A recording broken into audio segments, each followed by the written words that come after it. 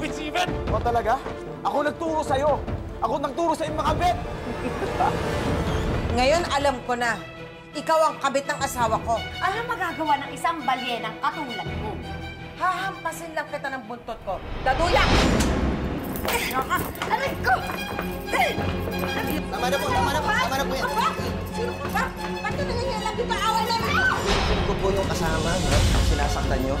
Eh di inakala ng balyena na yun na yung ex mo, yung jowa mo ngayon. Hindi okay itong sayang ito na sa sakit ng ulo na tinutulot mo sa akin. Yvette, tumigil ka na. Itigil na natin to. Magsabi ka sa akin ng totoo. Sino ang kabit ng asawa ko? Sino ka? Sino yan? Lisa, yun yung kabit mo dati. Huwag ka na magbalinis. Yan ko.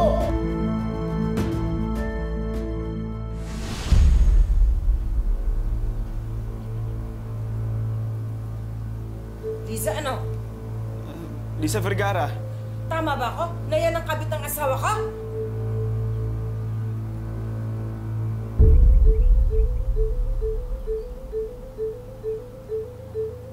Matagal na kami hindi nagkikita ni Lando.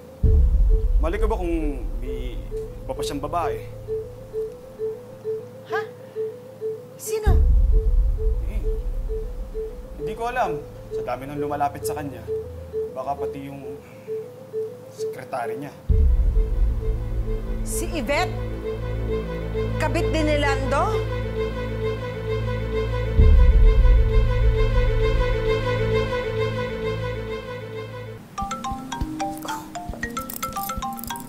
Oh. Tingnan mo.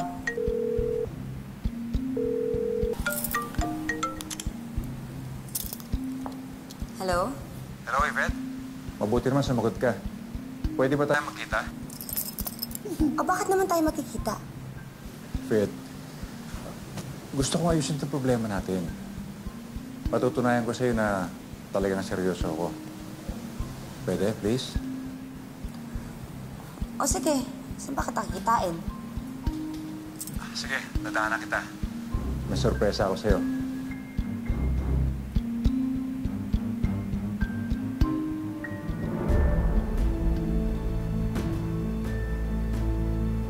Sabihin mo nga sa akin ang totoo, pareng Eman. Sino ba ang kabit ni Lando?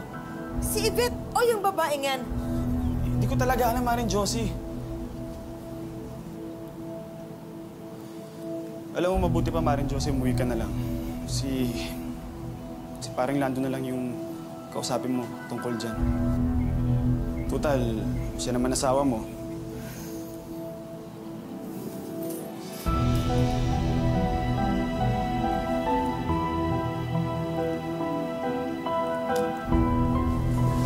Manloloko kayo ng asawa. Oh, asa si Maring Josie?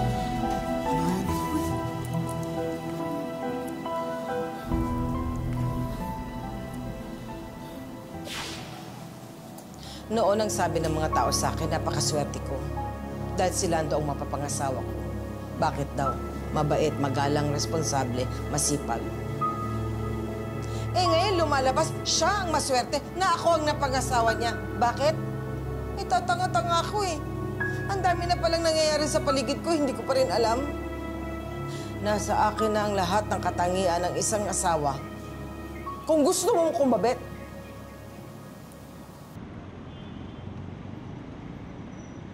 Handa lang, ha? Ano ba to? Sandali lang. Oh, yan. Ano to? Kondo. Para sa'yo. Narentahan ko. Para sa atin.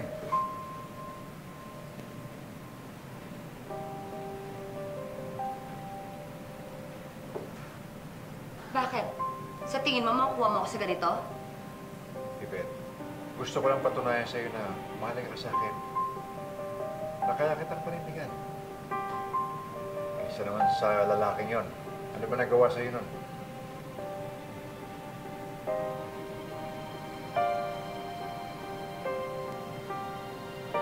Alam mo, kahit gaano pa kalaki to at kaganda, Hindi mo ako makukuha. Fred, please. Balikan mo na ako. Alam ko nagkamali ako. Gusto ko itama natin.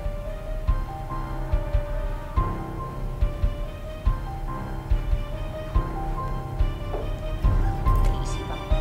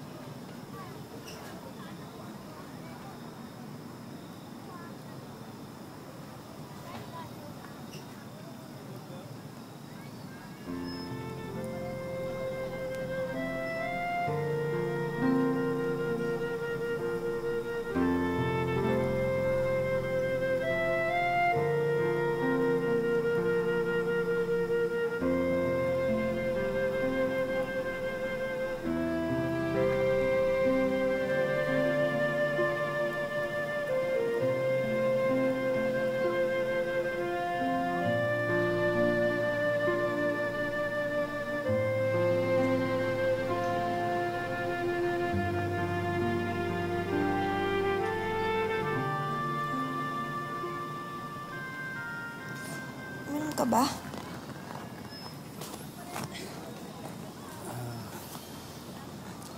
Konti-konti lang.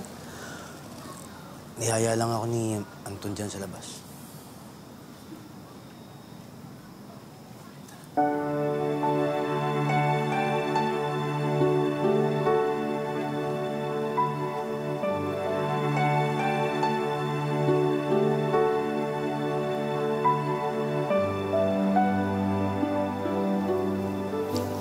Teka. Baba mo nga ako.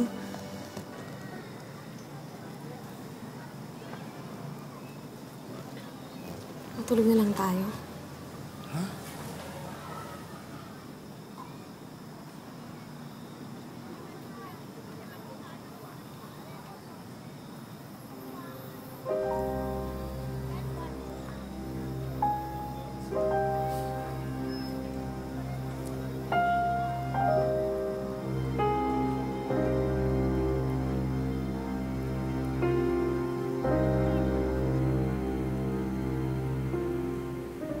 Sorry pasensya ka na. Hindi ko dapat itinigil tong sa atin. Ano ba kasing nagbabago ng isip mo? Wala naman. Namiss lang kita. Ang sabihin mo, nagselos ka lang kay Raul. Diba?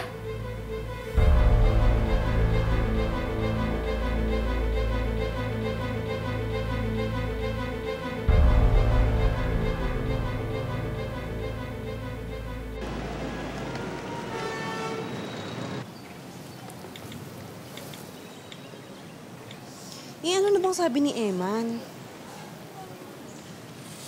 Wala siyang sinabi kung sino yung kabit. Pero kinonfirm niya na may kabit. Alam mo, ang alam ko yung Yvette eh. Kasi siya yung nasa beach eh. Dinuro-duro ako, sabi sa akin, ano ngayon, kung kabit ako ni Lando. Kaya alam ko talaga siya. Eh, bakit may lumalabas na ganito? Kasi Mars, pwede rin namang dalawa. Pwedeng dalawa yung kabit ni Lando eh. Wala pa ba? Eto, ayan.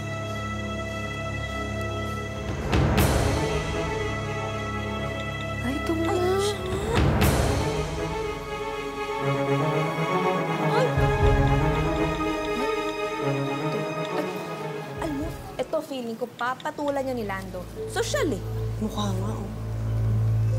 Naguguluhan ako. Eh, paano yung Yvette? May Yvette na Melissa pa. Paano ngayon yan? Hindi ko yata kaya. na malaman kung sinong dalawa o makaharap man lang kung sino yung magiging asawa ko.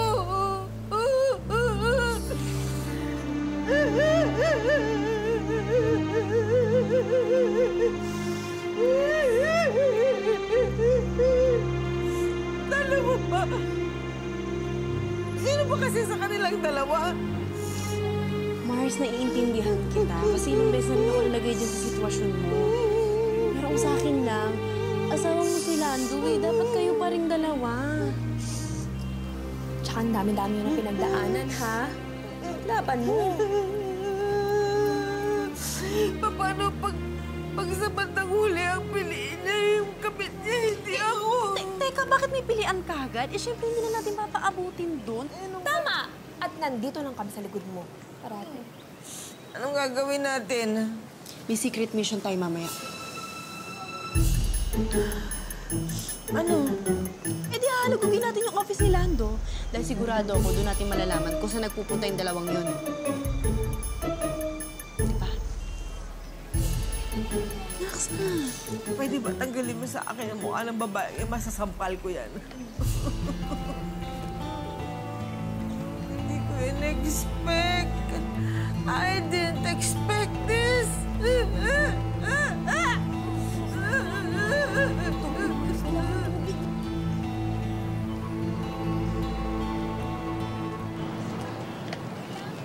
Ano ba yung elevator yan? Lagi sila? Kailan mo maayos yan?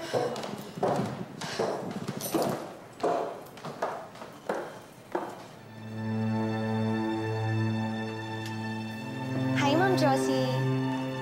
Bakit nandito ka pa? Di ba nag-resign ka na? Ano? May binabalikan ka? Sa opisina ng asawa ko? Ay, Ma'am Josie, meron lang po akong ginawa kay Sir Lando. Anong ginawa mo kay Lando? Sumagot ka. Anong ginawa mo sa asawa ko? Eto po, kinuha ko lang po yung sweldo ko, yung huling sweldo ko. Buti naman.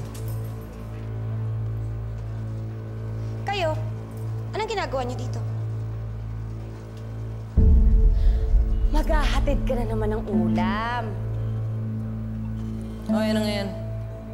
Alam niyo, Ma'am Josie, kung ako sa inyo, payagan niyo na si Sir Lando na kumain ng ibang ulam, ng ibang putahe. Gustong-gusto niya kaya ang ulam ko. Titigil lang ako pag siya nagsabi, pakialam mo. Sige ka, baka mamaya sa kakasakal mo, humanap siya ng iba. Kapag hindi ka tumigil, ikaw ang sasakaling ko. Hindi ka pa ba aalis? Bayad ka na. Nakaharap kasi sa daan ko eh. Ang laki mo eh. Kiss nga. Ay, salamat. Wala nang tinik sa buhay namin.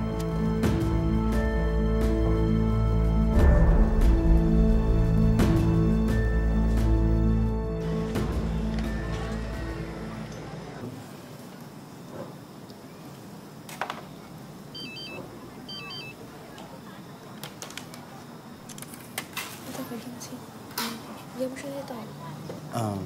Pwede bang ikaw naman ang sumundo kay Ken mamaya sa school? Bakit? Nagtas kasi yung barkada ko. Nagpapatulong dun sa piyesa niya eh. Han, kasi nangako kay Josie na akong bantay ngayon sa park, sa food park. Hindi ko alam kung hanggang anong oras yun. Bukas. Bukas naman, may seminar ako dun sa isang racket ko.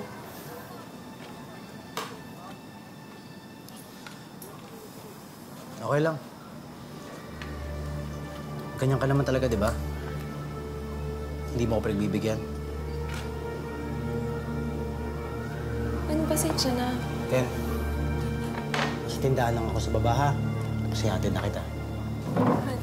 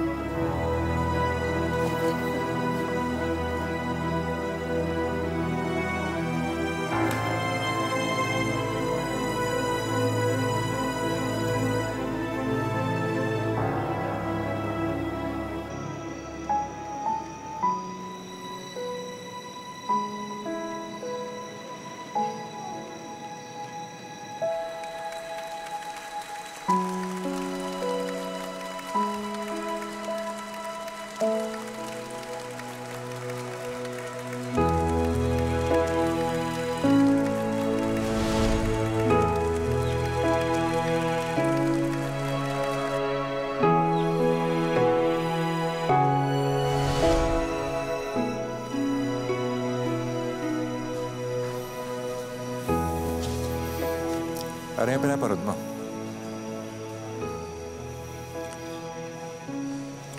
Ang bilis ng panahon, no? Parang kailan lang kinakasal tayo.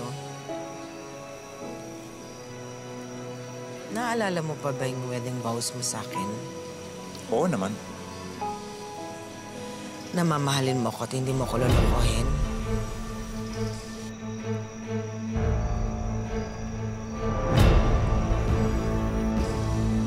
Siyempre naman ka. Ba't mo naman naisip na hindi?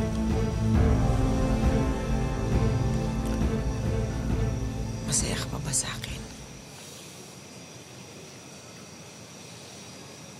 Bakit mo kailangan itanong sa akin yan? Bakit hindi mo nalang sagutin? Hindi ko kasi maintindihan kung bakit kailangan ko sagutin. Hindi mo nakikita. Lahat naman ginagawa ko para sa'yo, di ba? Malapit na ang anniversary natin. Mahigit 2 dekada na pala tayong kasal. Sana lang, all these years, hindi mo ako niloloko.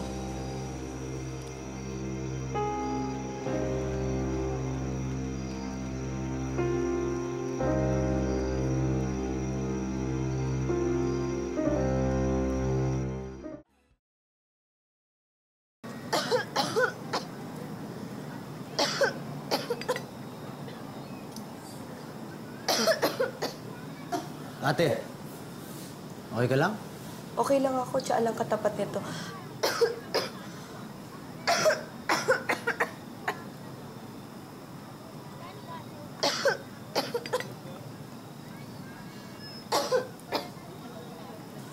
Sa'yo ba itong ininit? Oo. Pahingi ah.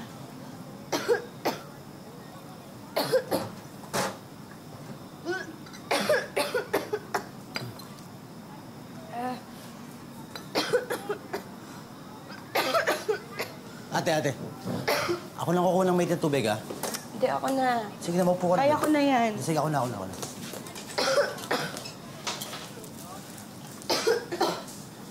Ako na, ate, ako na. Ako na. Ako na, ate.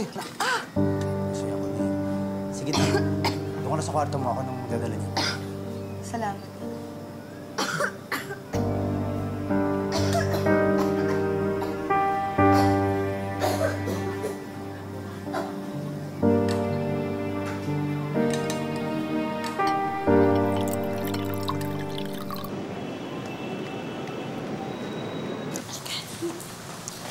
Uy, ano ba tong lugar na to? Ano ko dinala? Eh, dito yung bago kong pinagtuturuan ng Zumba. Eh, naisip ko kasi, baka makabenta ka dito ng mga produkto mo. Hala, mukha namang sosyal tong lugar na to. Mayayaman siguro na dito. Nako, hindi nila papatulan tong retail ko. Ay, ano ka ba yun? Okay lang yan. Diba? Ara! Ay! Ano ba? Marshall. Well, look who's here.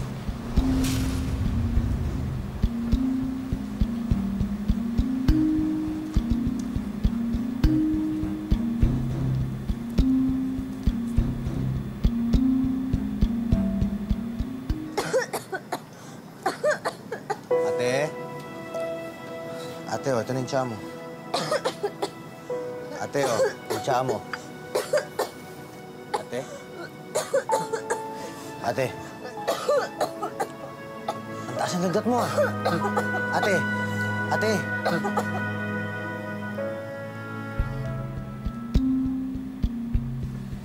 Anong ginagawa ng mga katulad ni Tito?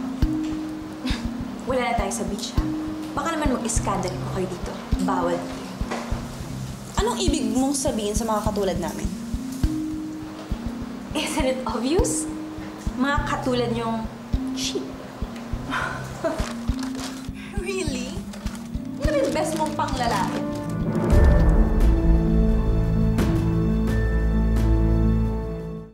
Ay, naku, Sofia. Huwag mong patulan yan. Naghahanap lang ng away yan. Oh, excuse me. Hindi naman ako magkakaganito kung hindi niya ako iniskandalo. Ikaw na una, di ba? Eh kung hindi mo ba naman nilalandi ang asawa ko eh? Oh my God, Sophia. Hindi mo lang alam how stupid you sound. Ay, gaga pala ito kung makainis. Kala mo dahil... Kapatulang ko to, ha? Alam mo bang bawal ang solicitors? Tatamaan ka na. Alis ka dito. Alis ka. Alis. Mars, okay na, Mars. Hayaan mo na. Huwag na natin patulan. Hindi naman worth it. Mas makapag-cheat sa atin. Halika na. Sister na cheat! Cheat! Yan.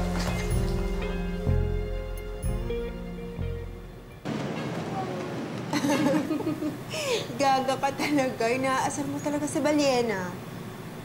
Eh, gano'n naman talaga yung gusto kong mangyari, di ba?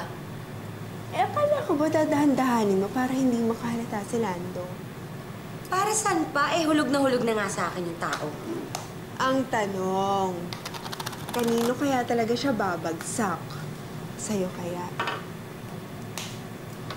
Eh, di hihigitan ko lahat ng kayang ibigay ni Diyos sa kanya sa kama at sa kusina. Ngayon pa nga lang, sakay na siya sa akin. Sa tingin mo, bibitiw pa yun. Naku, mapapalitan na ang trono ni Josie sa katauhan ni Yvette Cabet.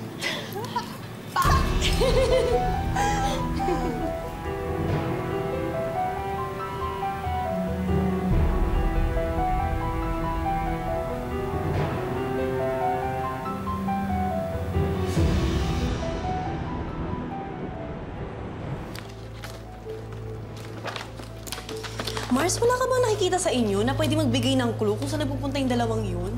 Wala. Nag-imbestiga na ako eh. Alam nga namang halugugin ko ang lahat ng motel dito sa Pilipinas. Ay, naku, baka nakakaamoy na yon. Alam mo, palagi ko, nag-iingat yan si Lando.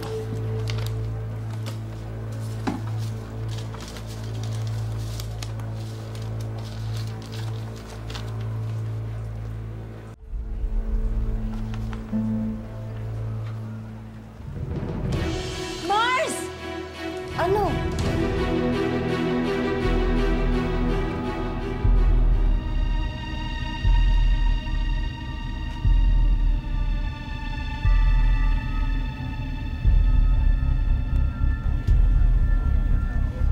Ano yan?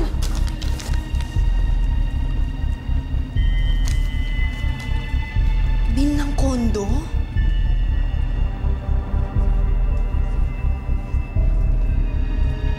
Mars, di ba wala naman kayong kondo? Hindi kayo kumuha sa akin, ha? Wala akong alam dyan. Hindi. Sa pagkakaalam ko, wala kaming kondo talaga.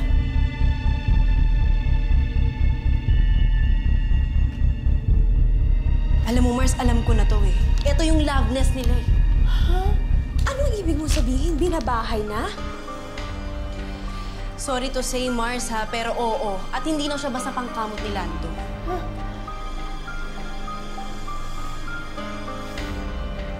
Eh, ang tanong ba, kaya mo bang harapin si Lando kapag nakita mo?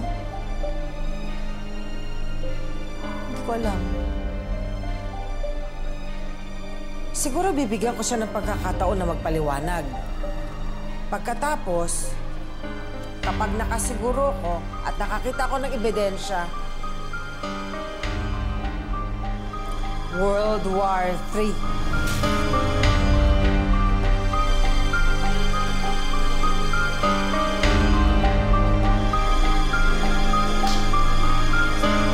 Halika na, halika. Magda sila.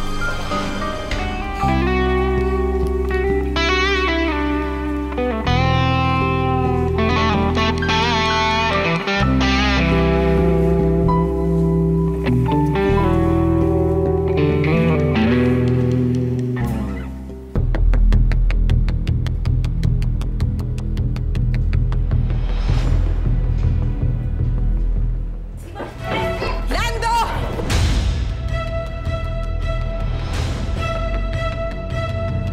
Anong ginagawa niyo dito, ha? At paano kayo nakapasok sa kondo ko? Hello? Hello? Pwede pong makausap si Lisa? Pwede pong makuha yung address? Nandito kami para sa kaligtasan ng mama mo. Alam mo ba na malapit na ang katapusan ng mundo? Oo. Kaya kailangan kong makausap ang mama mo para mailigtas siya. Hi, sister. Maglalaro tayo. Kunyari, nasa TV tayo. Ang title ng show, Ikawalong Utos, Bawal Magsinungaling. Ayoko. Ayoko. Ayoko. Ako ang host, ikaw ang guest. Sagutin mo ang tanong ko. Kapit mo ba ang babae niyan? Are you having an affair? Kulasisi number 2, Mistress Kabit!